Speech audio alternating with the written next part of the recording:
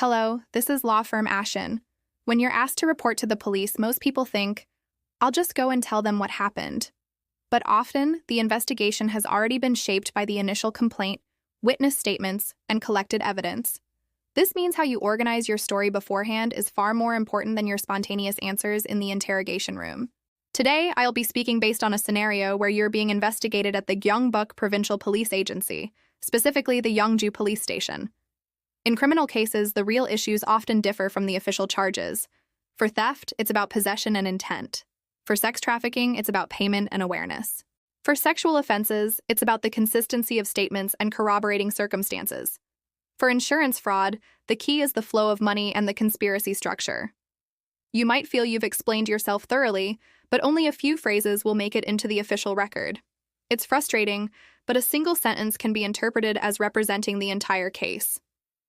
That's why we carefully design the order of your testimony by separating facts, timelines, and evidence. The police investigation isn't the end. It's the starting point for what comes next. We look at the likelihood of the case being sent to the prosecution, whether charges will be filed, and what can be disputed in court.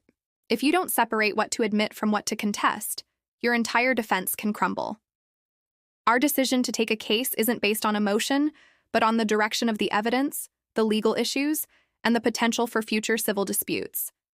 We believe counseling isn't about persuasion, but about helping you make an informed judgment. Criminal issues often lead to civil disputes involving settlements, damages, and debt. So we prioritize the actual possibility of recovery over just winning the lawsuit. We check if the structure allows for asset investigation, provisional seizures, and compulsory execution.